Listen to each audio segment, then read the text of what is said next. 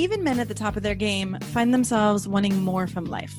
Whether it's more meaning, unshakable confidence, a bigger impact, more money, deeper love, a hotter sex life, or a powerful legacy. Find out how good your life can be on this episode of Man Alive. Also, as I've supported men in their love and work lives for 15 years now, many men ask for the right words to say to be more successful, attractive, and desirable. But I found it's not so simple as giving scripts or lines because every man is different. So giving words or scripts would be like giving a tall, thin man a shorter, wider man's pants, or vice versa. The words have to make sense for you and your personality, and there's so much happening beneath the surface that people are responding to. If you're interested in how to become a better lover and leader in your own unique way, go to shanajamescoaching.com/quiz, or you can text ALIVE to 44144. It only takes a couple minutes and you'll start to get an idea of how you can be both more respected and desired. After you fill it out, we can schedule a time to review your quiz and talk about your specific challenges and desires. So again, go to either shanajamescoaching.com/quiz or text ALIVE to 44144. That's ALIVE to 44144. Enjoy this episode of Man Alive. Hello, and welcome to this episode of Man Alive. I am excited to be here today to talk about embodiment. And embodiment is something that I work with all of my clients on, and it's often a very mysterious. It doesn't totally make sense at first, and a lot of men think of, well, I exercise, so I'm embodied. And there's a very different way, there's a very different, body consciousness that I love to bring to men as a support and people as a support. And today's guest, Christopher Maher, has started and founded an organization called True Body Intelligence and works with people in the body, in the, energetics and consciousness. And he's going to tell us a little bit more about that. And also has been a Navy SEAL. And so there's a different kind of embodiment that he's experienced in this way. So we get to hear from you about your journey and your distinctions of embodiment and why embodiment is so important and how men especially can cultivate it. So thank you so much for being here today. Hey, thank you for having me.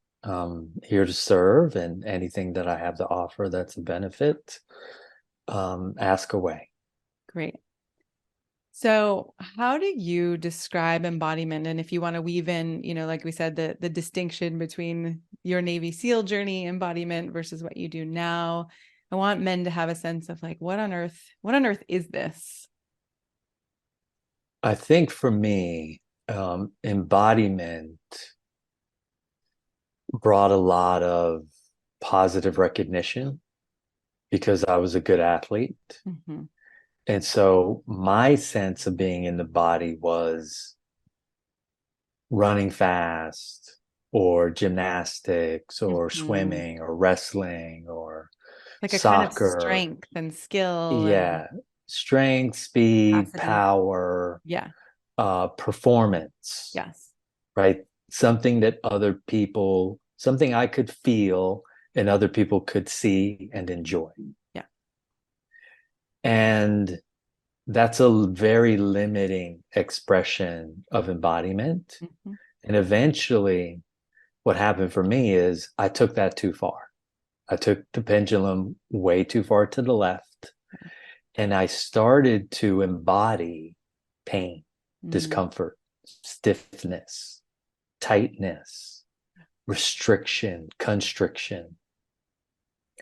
And at the time when I was an athlete, nobody in the world really knew what they were doing when it came to helping somebody become truly embodied as an intelligent being, physically, mentally, emotionally, and spiritually. Yeah. So the question for me was, how do I get out of this pain? Yeah. And that was my driver. I think other people might have a different concept. They might have a different driver. Mm-hmm. My driver was really simple. I don't like to be in pain. Yeah. And things have to make sense to me. Yeah. If something doesn't make sense, It's very difficult for me to get my mind off of it, meaning that I was an embodied athlete with zero pain in my body. And then one day I woke up and I had pain in my body, and the pain wouldn't go away. Wow. I just want to speak to that moment too, where you said to understand it, because my experience of embodiment is that I don't always get to understand it mentally, right? I think that's one of the blocks for many men to be embodied, is there's that sense of I have to mentally understand it. So I'm really curious about how you brought those two together. So what I did is I prayed. I prayed and I prayed and I prayed because I had a goal at the time. My goal was to get to the Olympic trials and in track and field. And I was very frustrated because I was very devoted. I was very consistent. I was working hard. And instead of performing the way that I performed when I was really young, I was performing subpar relative to what I knew my potential to be. And that was frustrating. And the thing that was in the middle of that story, from me being a younger athlete to me striving now towards making the Olympic trials, was being a Navy SEAL and SEAL training. Wow.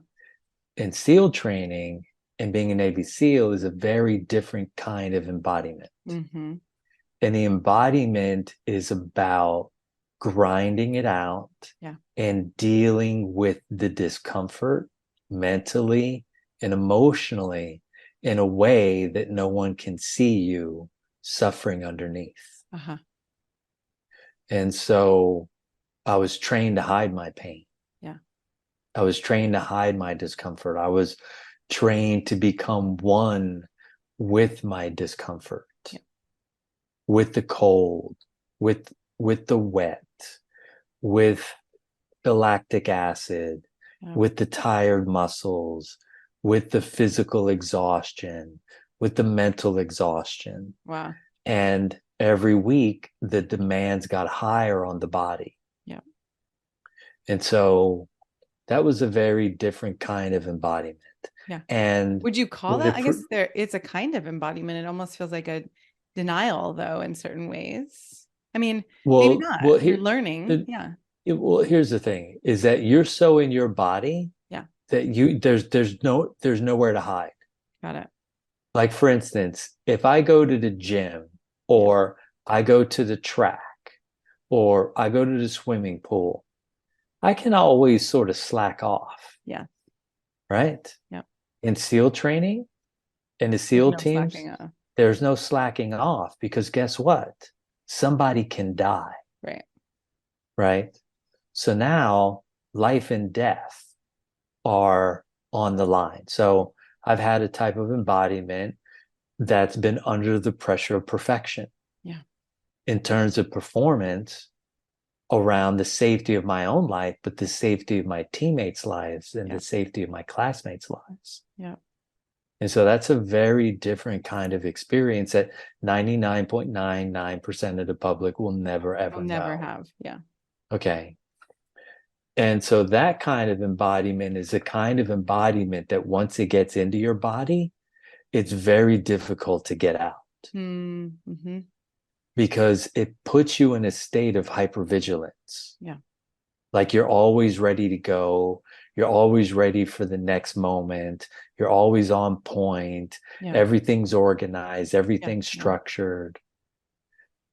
And when I got out of the SEAL teams and SEAL training and I became a civilian, I was still living that kind of embodied lifestyle.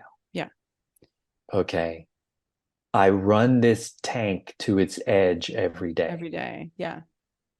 And I'm curious. I mean, if we had all the time in the world, I want to hear more about that. But also, since you're saying like 99% of people, men, won't experience that, I'm curious how you took that to create true body intelligence, right? And what you find that men are working with on a regular basis because I'm imagining that you took, right, your this lived experience that is an extreme, and in more subtle ways, I think men are probably dealing with these things as well.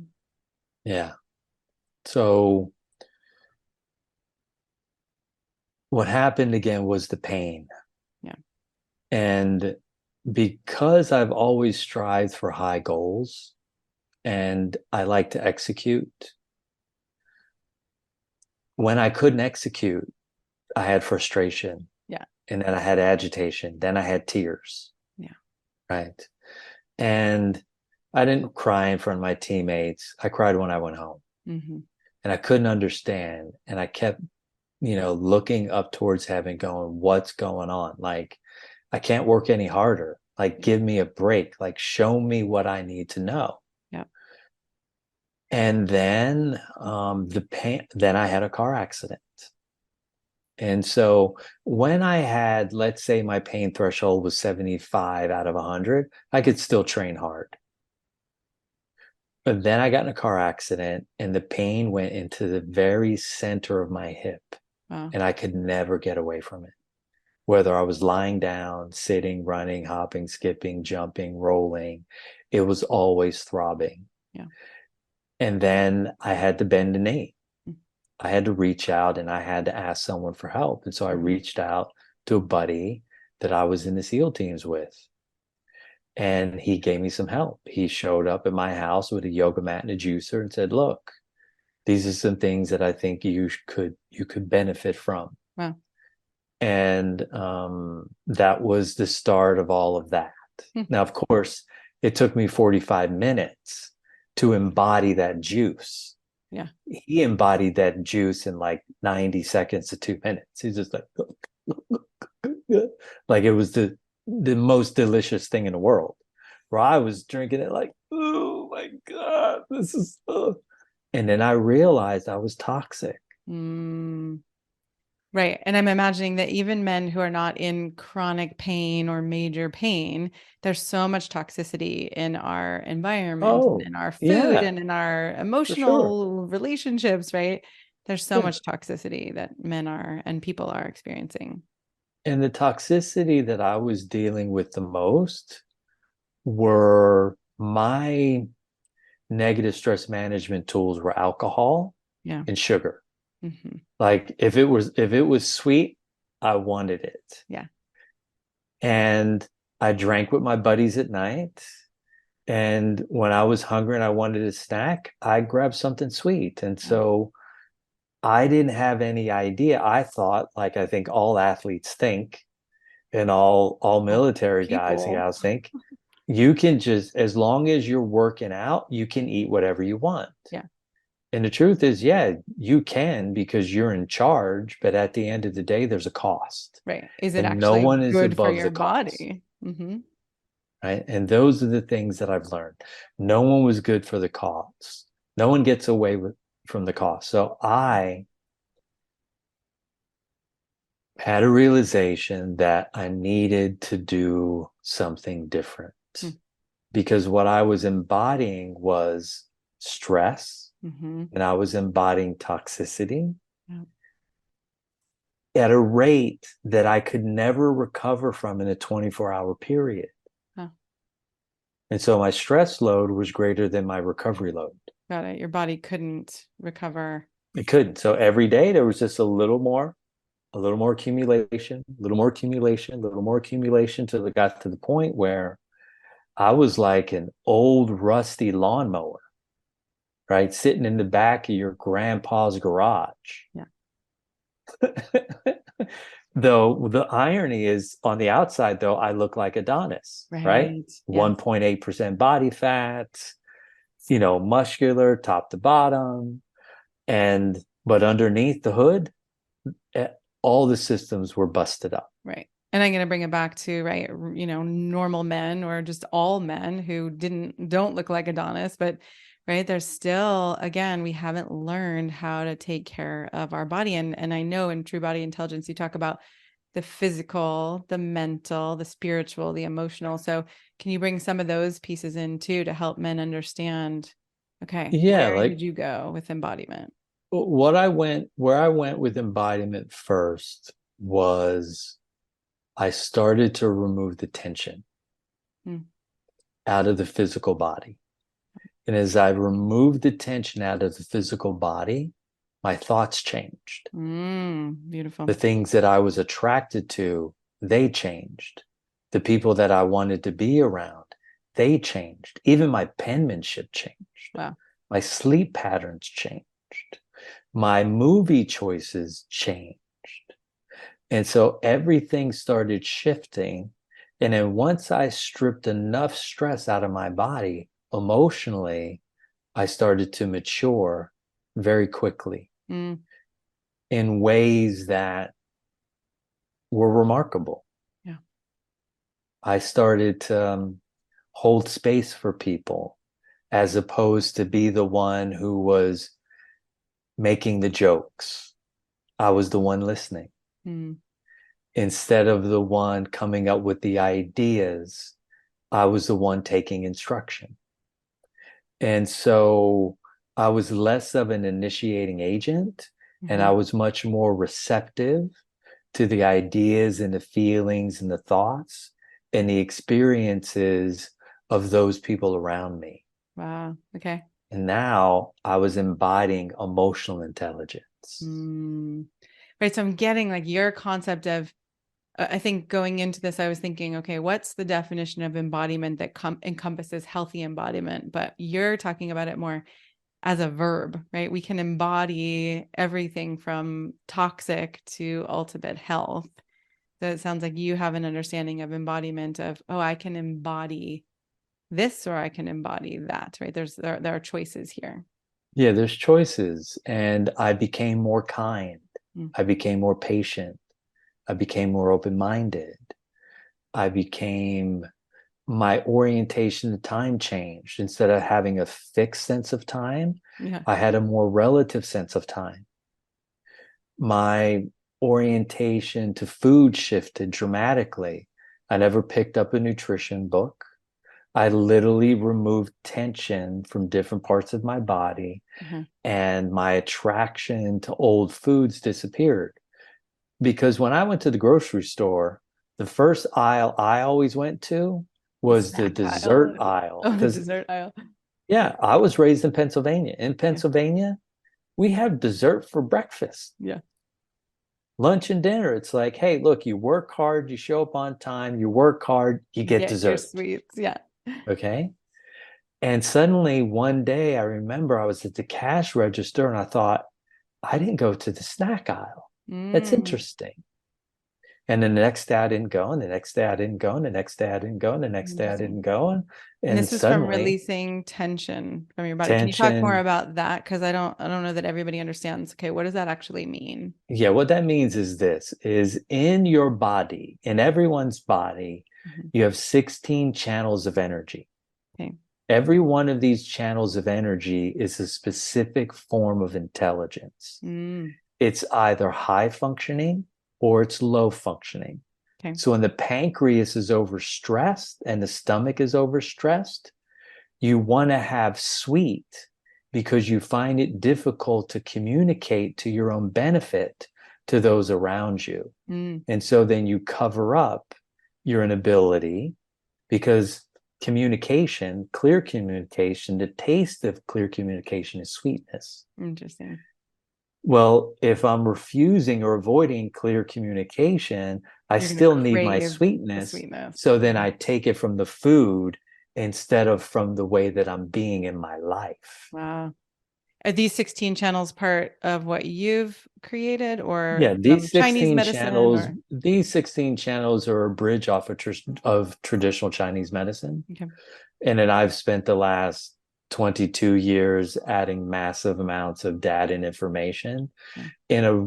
in a practical sense. So I've been doing research about 100,000 hours in the last 22 years Mhm. of the impact of stress and tension and distortion on the body, the brain, and the nervous system, Mhm. and how to help every human become embodied so they no longer have to use negative stress management tools in order to feel okay. Yeah. Yeah.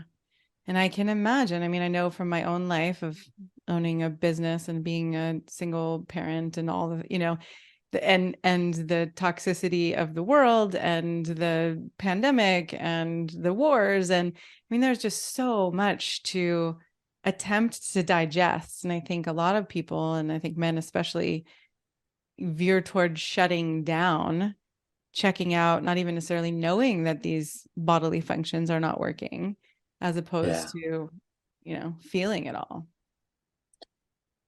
Well, it's easier for men to numb because men emotionally, their brains are 7 times more sensitive, their emotional body than women's, Mm, because women are, how we say this? They're like superheroes emotionally, mm, and men are like fragile children emotionally. interesting. And But you're so saying men are more because sensitive. men are more sensitive, and because they're more sensitive, they're more akin to numbing out from their emotions as opposed to feeling them Mm, because their sensitivity is higher. interesting. And how do And you so they live don't with know how to that? process Yeah. those feelings and emotions in a constructive fashion, Yeah. where women have been taught the value of communication.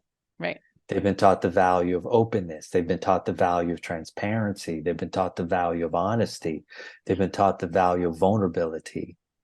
And men have been taught, listen, put your chin to the grindstone and Yeah. keep moving forward no matter what's going on around you. Yeah. And that's how they're able to convince men to get into these foxholes in Germany, between Mm-hmm. the German and the French, and to run across these fields Oh my where God. there are Where men they're in being these shot at. foxholes that are just shooting at them Yeah. because they've been trained for thousands of years To numb out. to numb out, Yeah. right? Yeah. And I get it. Yet we live in a different world now, Yeah. and men no longer have to suffer from having a life where they're underdeveloped Yeah. and they lack the ability to coping isn't the right word. I don't want to cope. I actually want to meet the moment and be successful and Interesting. experience what's in front of me. Yeah. But when I was younger, I did everything that I could to cope. Right. And meeting the moment, I mean, that's the question that's coming up for me is what is your sense of the modern day man and what is actually possible, right? Not the Adonis or the my body is, so strong, but I'm breaking down inside. But what is a strong, embodied, modern man to you? I think a strong, embodied modern man has the ability to communicate Mm, what his desires, wants, and needs are effectively to his community. yeah. So his desires, wants, and needs can get met. But what Uh-huh. that requires first is an investigation Yes. into what he desires and needs. Right. Which is And actually based this, in the body to some degree. which is based in, for sure, 1000%. Yeah. It's all based in your body. And so for me, a man who has good posture, okay, has a body that's flexible and fluid, malleable, can adapt to the moment, but is unwilling to over adjust Mm, to things that don't make sense to his ethics, his morals, his values, or his principles. yeah. And he can maintain a strong presence where he can physically take action to make sure that his family is safe and to make sure that he feels confident to bring his genius ideas into the world and Yeah. make them become manifest, and to have a deeply aligned connection to God in his own unique way that's a step above religion Mm, and is in alignment with how he feels and thinks about reality, yeah. yet he can simultaneously respect the positions and the desires and the circumstances of those around him, even when they're different. And he can manage um, holding a honest, vulnerable, transparent space around his needs. Mm, I and he love puts the him. embodiment that you brought in, right? Desires and needs and relationship to others. And so embodiment is much broader from what you're saying Yeah, than because how I've seen it. when I look at men today, I see men filling up everyone else's cup first Yeah. and then getting a couple crumbs at the end. Yeah. And for me, the world's going to be a better place when men fill up their cup first and they give from excess rather than deficiency. Yeah. Yeah, I do see that, especially men who identify as nice guys or people pleasers, right? There's a trying to, like you said, fill others' cups. And I think filling your own cup can still be connected and collaborative. It doesn't have to be selfish and isolated and scarce, right? There can be Yeah. this open, permeability between people. Yeah. I mean, for men, I think they have to have practice. They have to have some structure, right? Mhm. Some commitment to their body, some commitment to developing their energy, Mhm. some attention and focus on the foods that they're eating, Mhm. some attention and focus on recovery. Like, look, man, if you're going to bed at night, sleeping next to your wife, and you feel exhausted when you wake up in the morning, look her in the face at breakfast and tell her, I'm sleeping on the couch until I feel my energy come back. This isn't Mm. personal. Yeah. I can't tell you how many men that I've worked with over the last 22 years that are like, I'm so exhausted every single morning. And I'm like, dude, you got to get your own room. Uh, Okay. Can you talk about that? Like, Like, how does a man know? I guess the exhaustion is key.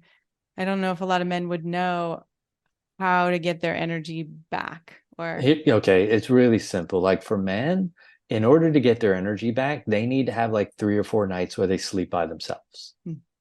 And that means, look, if you got to have like a cot in your garage or some tiny little space in your house, even if there's not a lot of room, yeah. you got to make like a little cave where you can go in there and get some good rest. And what is it about? Because I can relate to that. I definitely need Yeah. some time sleeping alone. I don't, my energy, I do feel like kind of travels if somebody else is in the bed and, is focused on Yeah. them. Like, what is it for you about that in particular? What it's about for me is that when you're sleeping next to another human Hmm.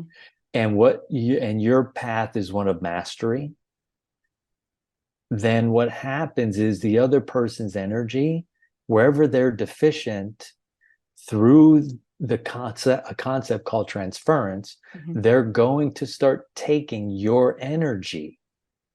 So wherever the lowest common denominator of energy is in the Is room, your that person gets our drained the energy most. will flow. That person will get That drained. person The gets drained the the person most. with more Okay. energy will get The drained, right? person with more energy gets drained the Yeah. most. Yeah. Okay. So then you're someone else's battery pack.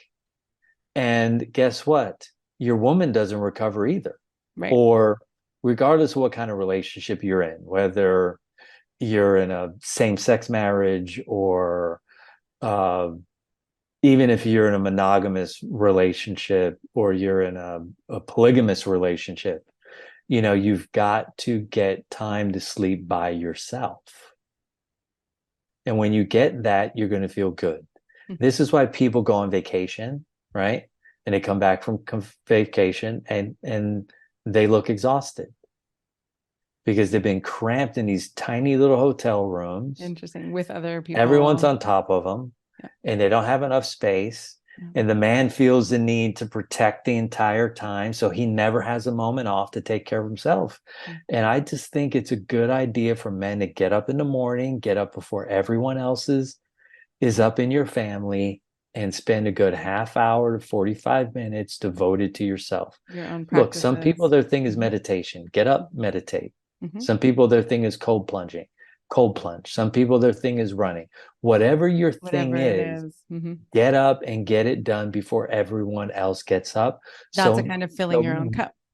that's right. So you fill up your own cup, and then the rest of the day, Yeah. you're giving from excess rather than deficiency. And Yeah. then at the end of the night, you don't have to resent the good people in your life because you didn't get your needs met. Right. And anytime there is resentment, I think there is a either a denial of your own needs, or, okay, I'm not asking for what I want because I don't think that I'm valuable in that way, or like that I deserve something. So again, I'm just really appreciating how the concept of embodiment, true body intelligence, actually brings in all of these levels. Do you have principles? I mean, again, we could talk about this for hours, but because we have a short conversation today, are there any principles of true body intelligence that you want to relate to our listeners? Okay. This is very simple. Whatever's in your body Yeah. is in your life. And what that means is this: every single ache, every single headache, every single um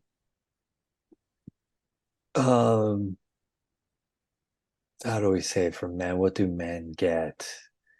Neck aches, shoulder pain, all these things that are going in your body, Yeah.